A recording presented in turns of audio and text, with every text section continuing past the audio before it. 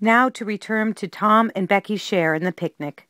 They tripped along the murky aisles, and with the rest of the company, visiting the familiar wonders of the cave, wonders dubbed with rather over-descriptive names such as the drawing room, the cathedral, Aladdin's palace, and so on.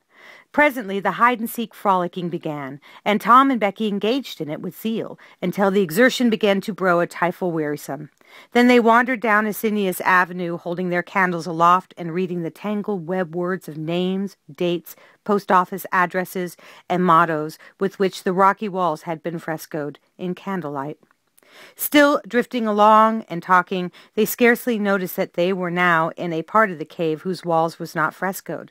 They smoked their own names under an overhanging shelf and moved on. Presently they came to a place where a little stream of water, trickling over a ledge and carrying a limestone sediment with it, had, in the slow-dragging ages, formed a lace and ruffled naija in gleaming and imperishable stone. Tom squeezed his small body behind it in order to illuminate it for Becky's gratification. He found that it curtained a sort of steep natural stairway which was enclosed beneath narrow walls, and at once the ambition to discover seized him.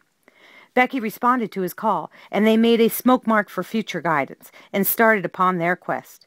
They wound this way and that, far down into the secret depths of the cave, made another mark, and branched off in search of novelties to tell the upper world about. In one place they found a spacious cavern, from whose ceiling depended a multitude of shining stalactites the length and circumference of a man's leg. They walked about it, wandering and admiring, and presently left it by one of the numerous passages that opened onto it. This shortly brought them to a bewitching spring, whose basin was encrusted with the frostwork of glittering crystals, and it was the midst of this cavern whose walls were supported by many fantastic pillars, which had been formed by the joining of great stalactites and stalagmites together, the result of the ceaseless water dripping for centuries. Under the vast roof, knots of bats had packed themselves together, thousands in a bunch. The lights disturbed the creatures, and they came flooding back down by the hundreds, squeaking and darting furiously at the candles. Tom knew their ways and the danger of this sort of conduct. He seized Becky's hand and hurried her into the first corridor that offered, and none too soon, for a bat struck Becky's light out with its wings while she was passing out of the cavern. The bats chased the children a good distance, but the fugitives plunged into every new passage that offered, and at last got rid of the perilous things. Tom found a subterranean lake shortly, which stretched its dim length away until its shape was lost in the shadows. He wanted to explore its borders, but concluded that it would be best to sit down and rest a while first.